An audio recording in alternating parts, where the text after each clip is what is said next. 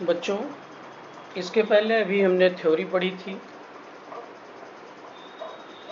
Euclid विभाजन प्रमेय की थ्योरी पढ़ी, जिसके अंतर्गत हमने एग्जाम्पल के माध्यम से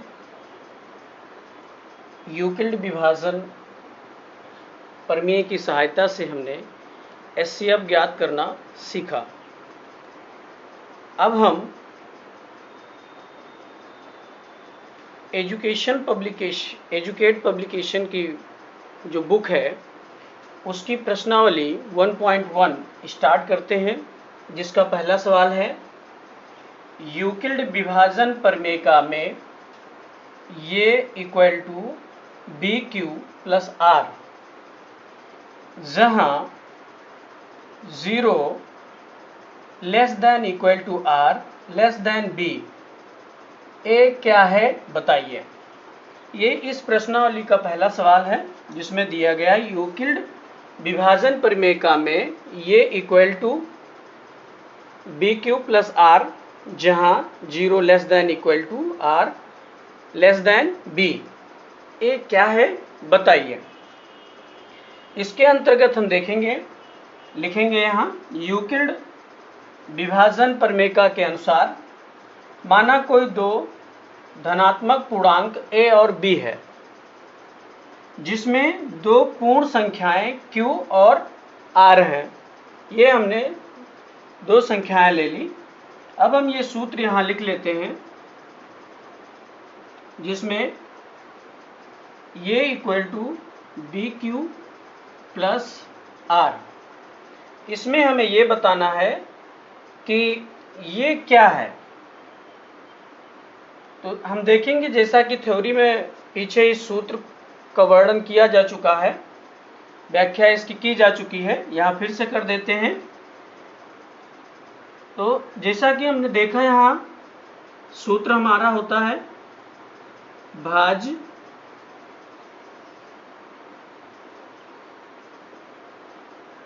इक्वल टू भाज्य बराबर भाजक गुणे भागफल धन शेष फल।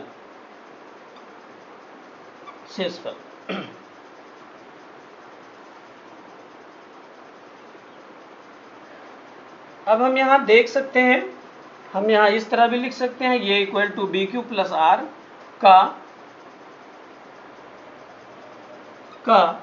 भाज्य बराबर भाजक गुणे भागफल धन शेष फल से तुलना करने पर। तो आइए हम तुलना करते हैं। तो यहाँ a बराबर है भाज्य, b बराबर है भाजक, q इक्वल टू है भागफल, q बराबर भागफल,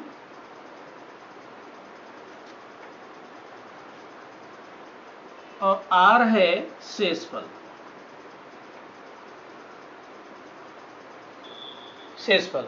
अब हमने इसमें देखा कि a क्या है, जो यहाँ सवाल में पूछा जा रहा था, a क्या है, a भाज्य है, यहाँ लिख देंगे। अतः ये भाज्य है,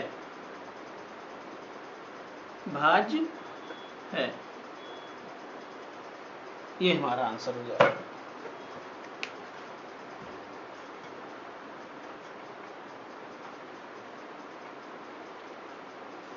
अब इसी प्रश्नावली का दूसरा सवाल है, वह संख्या ज्ञात कीजिए जिसे 61 से भाग देने पर भागफल 37 और शेषफल 15 प्राप्त होता है।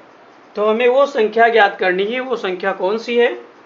तो आइए इसका हल करते हैं। कैसे होगा, इसमें दिया है, लिखेंगे दिया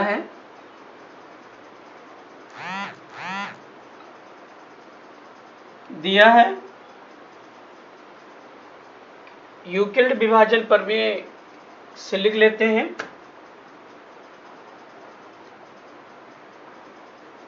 यहां दिया है b इक्वल टू 61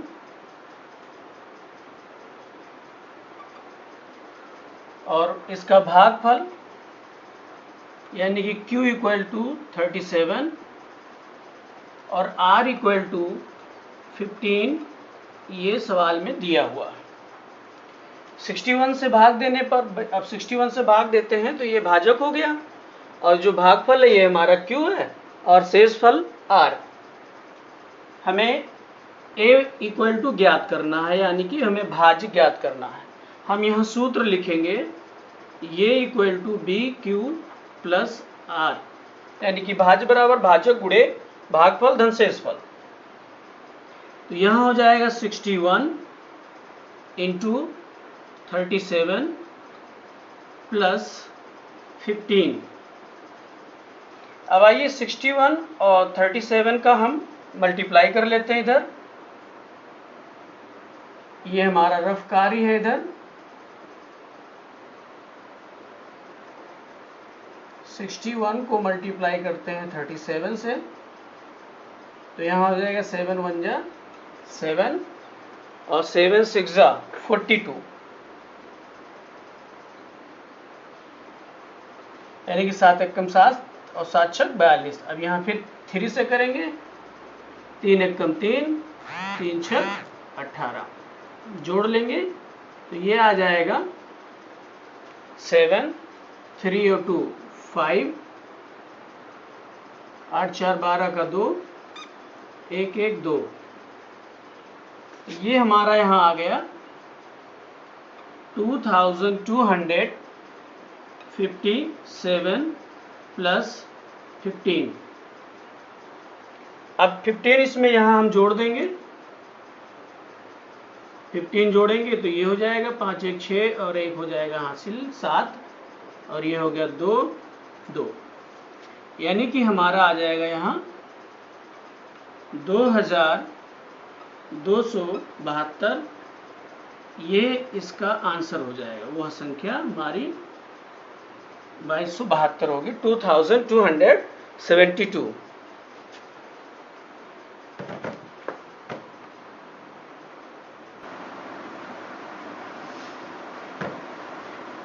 प्रश्नावली 1.1 का ये तीसरा सवाल है जो इसमें दिया गया है, सिद्ध करना है। इसमें दिखाना है हमें, दिखाइए कि प्रत्येक धनात्मक विषम संख्या को 4q प्लस 1 या 4q प्लस 3 के रूप में लिखा जा सकता है। इस रूप में हमें इसे दर्शाना है।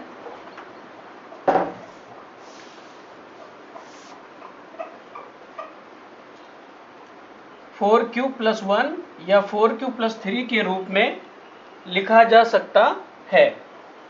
हम यह मान लेते हैं, माना कोई धनात्मक विषम पूर्णांक a है और b इक्वल टू 4 दिया हुआ है। तो क्योंकि यहाँ q इक्वल टू q दिया है, हम यहाँ जब यूक्लिड विभाजन प्रमेय लिखेंगे तो यहाँ a इक्वल टू q के स्थान पे यम ले लेते हैं और 1 वहाँ जो आएगा वो अभी आगे सॉल्व करेंगे। तो यहाँ a equal to 4m plus r है। अब a की हम पूर्ण संख्याएं लिख लेते हैं। तो पहला हमारा बन जाएगा यहाँ 4m, दूसरी संख्या बन जाएगी पूर्ण संख्या 4m प्लस 1 और अगली हमारी यहाँ संख्या बन जाएगी 4m प्लस 2 और अगली संख्या हमारी बनेगी 4m प्लस 3। अब ये संख्याएं हमने इस रूप में लिख ली हैं। अब इसमें हम देखेंगे कि कौन कौन सी संख्याएं इसमें विषम हैं। तो विषम संख्याओं को हम इनमें से निकाल कर अलग कर लेंगे।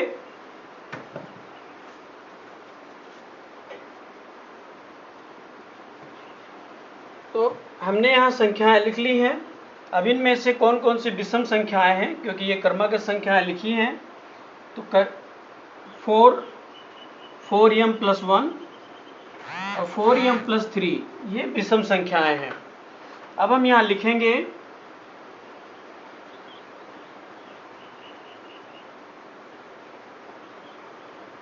विषम संख्याओं का वर्ग करने पर, तो विषम संख्याओं का वर्ग करेंगे बारी बारी से हम। तो पहली संख्या हमारी है 4m + 1 का होल स्क्वायर, इसमें लिखेंगे ये हो जाएगा 4m का whole square plus A square plus B square plus 2ab 2 into 4m into 1।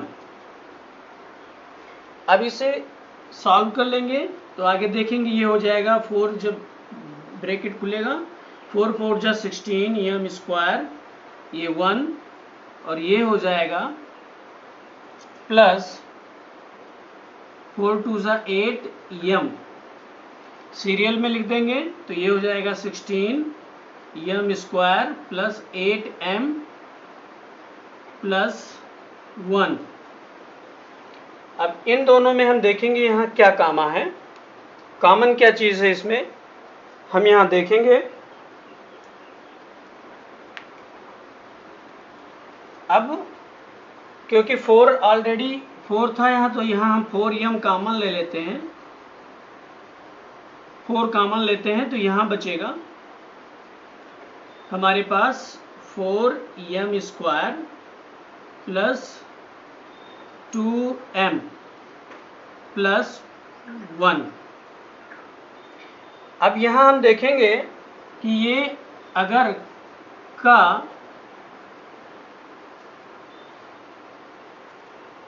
हम यहाँ देखें ध्यान से, तो यहाँ से अगर हम इसकी तुलना करें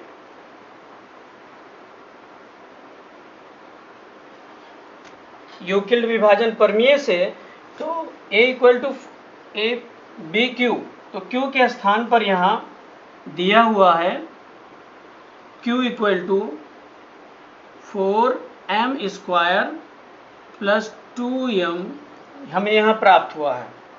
तो इस स्थान पे हम q रख सकते हैं, यानी कि ये 4q + 1 हो जाएगा। ये रूप हमें यहाँ प्राप्त हुआ है। इसी तरह हम इसकी जो दूसरी विषम संख्या है वो ले लेते हैं, यहाँ सॉल्व करते हैं।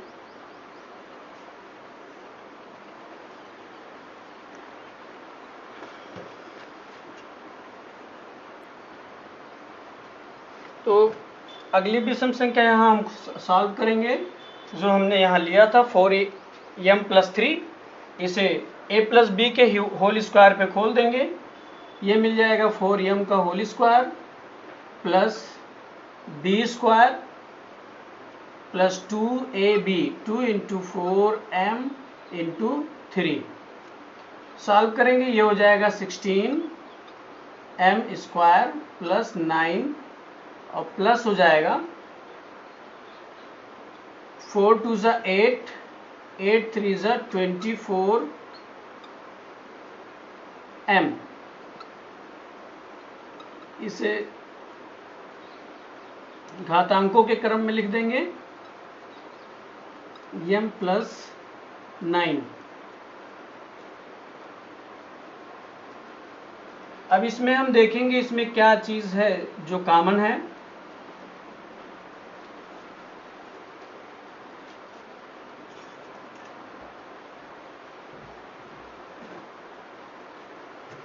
अब अगले क्रम में इसे हम 4m स्क्वायर प्लस 24m और इसको लिख देंगे 8 + 1, इसे तोड़ देंगे। अब हम यहाँ देखेंगे क्या कॉमन है। कॉमन तो 8 आ रहा है, लेकिन हम क्योंकि यूक्लिड विभाजन प्रमेय के क्रम में लेंगे, जैसा कि यहाँ सवाल में दिया गया था, तो यहाँ हम क्या कॉमन ले लें, 4 कॉमन लेते हैं। तो यहाँ अंदर बचेगा हमारा 4m square plus 6m plus 4 2 जा 8 और ये आ जाएगा 1। हमने यहाँ देखा कि Q इक्वल टू, यहाँ पे Q equal to 4m square plus 6m plus 1 ये प्राप्त हुआ है। तो इसके स्थान पर हम यहाँ लिख देते हैं 4Q प्लस 1। तो हमने देखा कि जो दो विषम संख्याएं हैं, जैसा कि सवाल में कहा गया था, धनात्मक विषम संख्याओं को 4Q प्लस 1 या 4Q प्लस 3 के रूप में लिखा जा सकता है। तो इसे हम 4Q प्लस 1 के रूप में लिख सकते हैं, क्योंकि दोनों विषम संख्याओं का 4Q प्लस 1 प्राप्त हुआ है। हम यहाँ नीचे लिखेंगे, अतः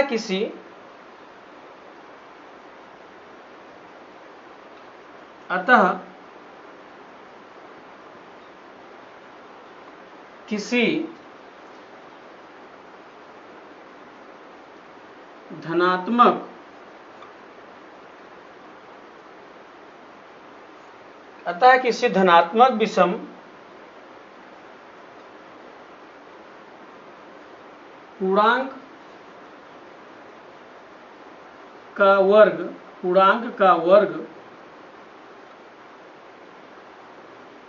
पूर्णांक का वर्ग 4Q प्लस 1 के रूप में 4Q प्लस 1 के रूप में लिख सकते हैं। क्या मिला हमें? किसी धनात्मक विषम पूर्णांक का वर्ग 4Q प्लस 1 के रूप में लिख सकते हैं। इस प्रकार हमारा तीसरा प्रश्नावली 1.1 का तीसरा सवाल था, ये सॉल्व हो गया, जिसको हमने दर्शाया।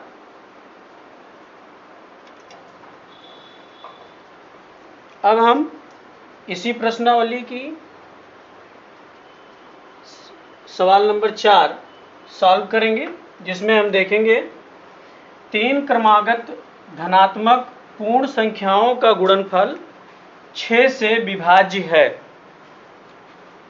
यह कथन सत्य है या असत्य? सत्यापित कीजिए। ये सवाल है, हम यहां से हल करते हैं। ये कथन सत्य है। अब क्यों सत्य है, कैसे सत्य होगा, आइए हम आगे हल करते हैं इसको। माना 3 क्रमागत धनात्मक पूर्ण संख्याएं n, दूसरी n प्लस 1 और तीसरी संख्या n प्लस 2 है। हमने यहाँ 3 क्रमागत संख्याओं को मान लिया है कि पहला n, दूसरा n प्लस 1, तीसरा n प्लस 2 है, जिसका जो भाजक है, गुणनफल जो है वो 6 से विभाज्य है, यानी कि जो भाजक है b बराबर यहाँ 6 है। तो हम यहाँ लिखेंगे संख्याओं का गुणनफल, यानी कि n इंटू n प्लस 1 और इन ब्रैकेट n प्लस संख्याओं का गुणनफल n प्लस 2। तो ये तीनों, ये हमारी संख्याओं का गुणनफल हो गया, जिसमें भाजक क्या है हमारा 6 है।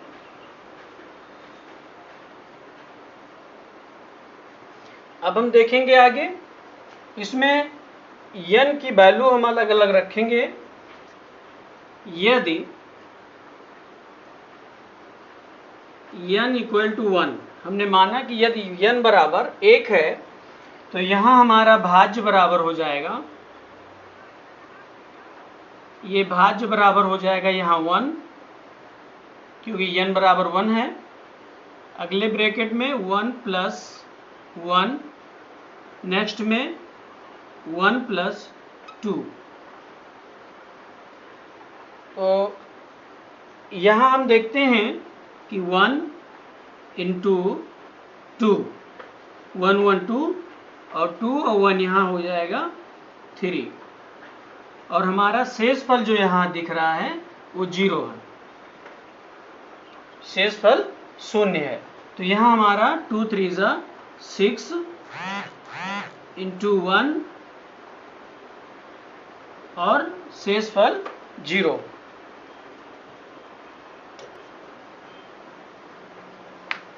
इसे हम समीकरण 1 मान लेंगे। पुनः यदि n इक्वल टू n बराबर 2, अगर n बराबर 2 है तो यहाँ हमारा भाज्य हो जाएगा, अगर n बराबर 2 है तो भाज्य हो जाएगा हमारा यहाँ 2 और यहाँ 2 प्लस 1 और यहाँ हो जाएगा 2 प्लस 2।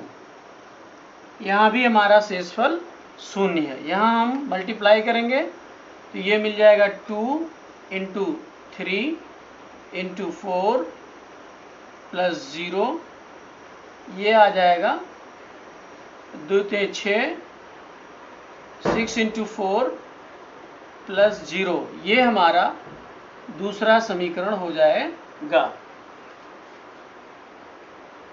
ये हमारा यहाँ दूसरा समीकरण हो गया। इसी तरह अब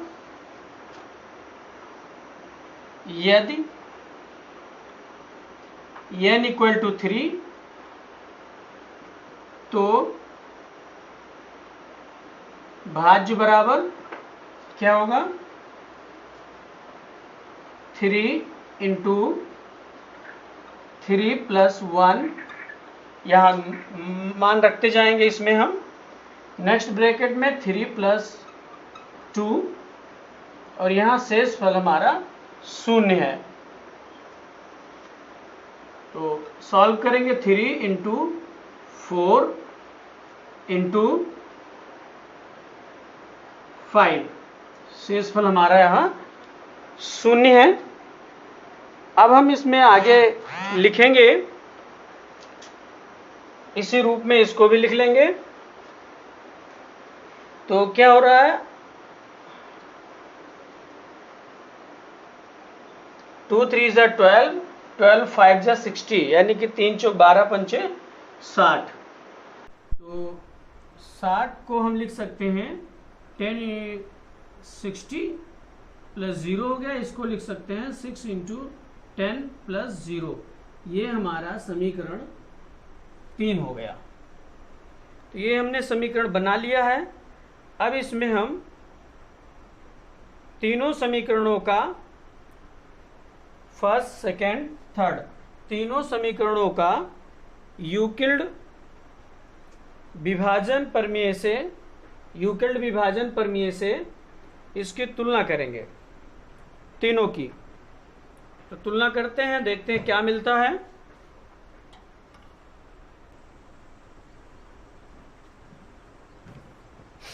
तो हमने यहाँ तीनों समीकरण प्राप्त कर लिए हैं। अब हम समीकरण फर्स्ट, सेकेंड, थर्ड का यूक्लिड विभाजन प्रमेय से तुलना करेंगे। तो यहाँ लिखेंगे समीकरण फर्स्ट, सेकेंड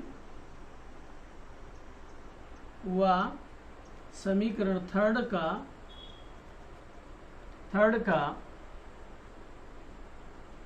का ये बराबर बी क्यू प्लस आर से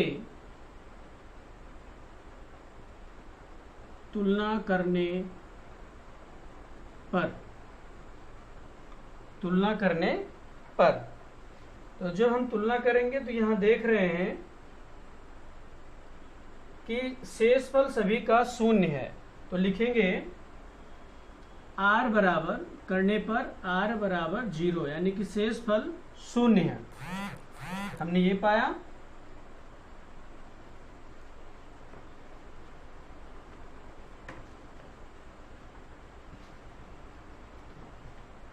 तो लिखेंगे अतः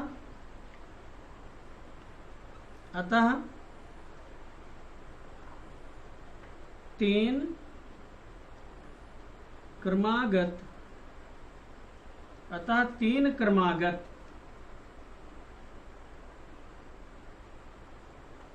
धनात्मक पूर्ण संख्याओं का पूर्ण संख्याओं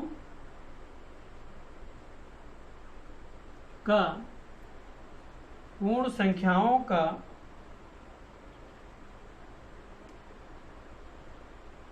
गुणनफल 6 से विभाज्य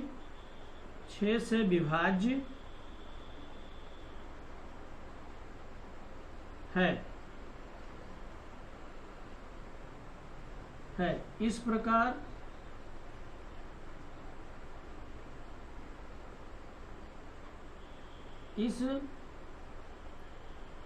इस प्रकार दिया गया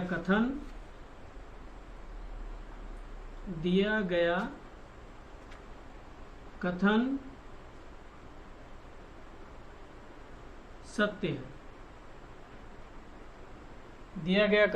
इस प्रकार दिया गया कथन जो है सत्य है। अब इसी प्रश्नावली का अगला सवाल नंबर 5 है। 5वां सवाल है, दिखाइए कि किसी धनात्मक पूर्णांक का वर्ग 3q या 3q + 1 के रूप में होता है। जैसे हमने इसके पहले तीसरा सवाल सॉल्व किया था, ऐसे ही 5वां है। चलिए हल करके दिखाते हैं।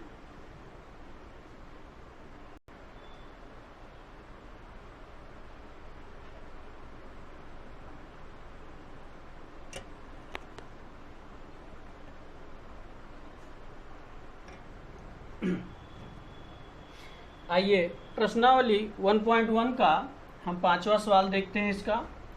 अब इस पार्ट में प्रश्नावली 1.1 का क्वेश्चन नंबर 1 से क्वेश्चन नंबर 5 तक इसमें सॉल्व कराया गया है। इसके आगे के जो प्रश्न होंगे 6 से लेके और आगे तक जो भी क्वेश्चन होंगे इसके, वो नेक्स्ट पार्ट में सॉल्व कराए जाएंगे। तो इसमें हमने देखा, सवाल दिया है, दिखाइए कि किसी धनात्मक पूर्णांक का वर्ग 3q या 3q + 1 के रूप में होता है। इसके पहले भी अभी हमने तीसरा सवाल सॉल्व किया था ऐसे ही। तो आइए देखें, हमने यहाँ भी माना उसी तरह है। माना कोई धनात्मक पूर्णांक a है, a मान लिया, b = 3 है, b = 3 है। हमने यूक्लिड विभाजन प्रमेय से, यहाँ लिखा यूक्लिड विभाजन प्रमेय से या प्रमेय से, a = m + 3m + r। अब क्योंकि यहाँ q दिया है इसलिए इसके स्थान पे m ले लिया, और ये हमें अभी दिखाना है, सिद्ध करना है। ये हमने मान लिया है, जहाँ 0 ≤ r <3 3 यानी कि ये b, यहाँ b भी लिख सकते हैं और 3 भी लिख सकते हैं। तो हमने भाज्य की जो क्रमागत संख्याएं थी 3m, 3m + 1 और 3m + 2 ली। अब इनका हम वर्ग करेंगे। तो पहले का अगर हम वर्ग करते हैं तो आइए वर्ग करके देखते हैं। 3m का दिए गए पूर्णांकों का वर्ग करने पे यहाँ लिखते हैं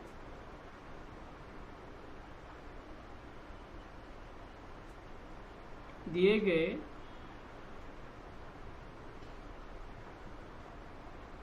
पूर्णांकों का वर्ग करने पे तो यहाँ दिया है 3m का होल स्क्वायर, इसे खोलेंगे तो ये मिल जाएगा हमें 9m²। फिर इसे 3m + 1 का स्क्वायर करेंगे, ये मिलेगा हमें ये स्क्वायर 3m का स्क्वायर + 1 स्क्वायर + 2ab यानी कि 2 × 3m × 1। सॉल्व करेंगे तो ये मिल जाएगा 3 3 = 9 m² + 1 + 2 3 = 6m। 2 3 6 m। इसे अब हम घातांकों को क्रम में कर लेंगे +1। अब इसमें देखेंगे क्या कॉमन आ रहा है। इसमें यहाँ अगर हम देखते हैं तो यहाँ जो कॉमन है, क्योंकि 3 हमें लेना है ऑलरेडी, तो 3 कॉमन लेंगे। यहाँ बचेगा 3m² और +2m। और यहाँ जो बाकी शेष जो आया है r, ये 1 है। इसी तरह हमने यहाँ भी करना चाहिए था, कॉमन लेते तो यहाँ मिल जाता 3 × 3m²। तो यहाँ लिख देते 3q, ये आ गया। यहाँ लिख दें, चूँकि ये छूट गया था यहाँ पे, चूँकि q = 3m²। इसी तरह यहाँ अगर हम तुलना करते हैं तो यहाँ जो है q की जो वैल्यू है, q = 3m² + 2m, इसलिए यहाँ q रख देते हैं। तो यहाँ आ जाएगा 3q + 1। तो आपने देखा सवाल में जो चीज़ हमें रूप में होता है, जो हमें दिखाना था, सिद्ध करना था, वो हमारा आ गया। अब हम तीसरा ले लेंगे। इसका तीसरा पद यहाँ करते हैं। तीसरा है 3m + 2 का होल स्क्वायर, ये हो जाएगा 3m² + 2² + 2ab, 2 × 3m × 2ab हो गया। यहाँ हो जाएगा 3 3 9m², फिर ये हो जाएगा 2 2 4, और प्लस हो जाएगा 2 3 6, 6 2 12m। अब इसे हम घातांक के क्रम में कर लेंगे घातांकों को। तो यहाँ 9m² + 12m + 4। अब हम यहाँ अगर देखें तो क्या कॉमन ले लें, 3 कॉमन ले लें तो आ जाएगा 3 लेंगे तो यहाँ 3m² बचेगा। 3 3 9, 3m², और 3 क्योंकि कॉमन ले लिया है तो यहाँ 3 4 12 हो जाएगा। तो 3 4 यहाँ 4m आएगा +4। यहाँ जो शेषफल है वो 4 आ गया। अब यहाँ अगर हम बात करें तो यहाँ q = 3m² + 4m है। तो इसलिए यहाँ हम देखेंगे तो ये आ जाएगा, ये इक्वेशन 3q + 4 ये बन जाएगा।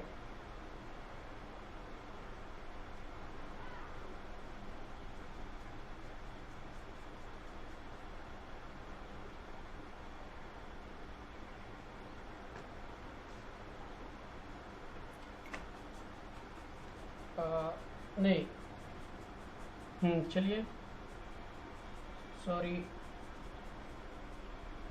इसको तोड़ देते हैं यहाँ एक्चुअली। तो इसको अभी नहीं लिखते हैं, तो इसे हम यहाँ तोड़ देते हैं तो ये टूटेगा। तो ये हो जाएगा 3 + 1, क्योंकि हमें इस रूप में लाना है।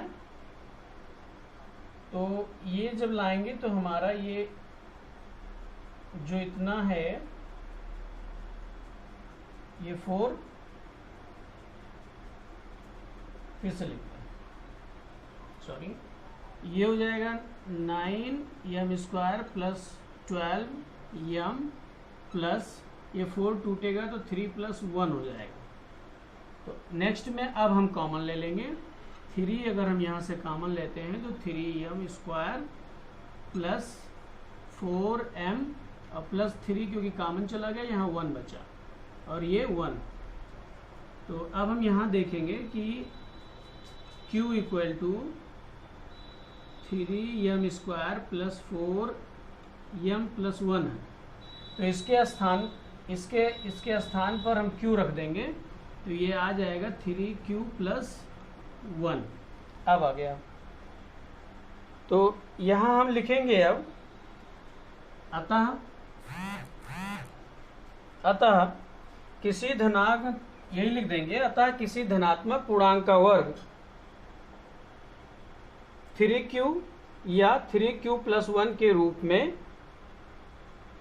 का होता है, यही लिख देंगे। अतः किसी धनात्मक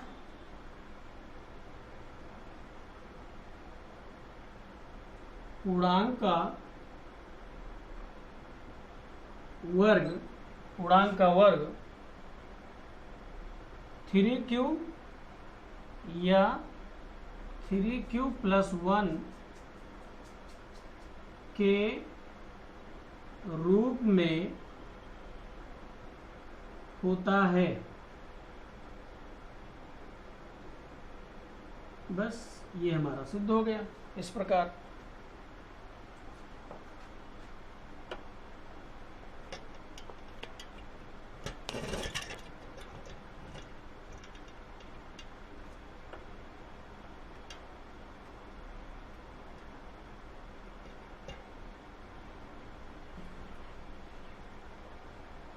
अब बाकी के जो आगे के सवाल होंगे वो इसके वीडियो के अगले नेक्स्ट पार्ट में सॉल्व कराए जाएंगे।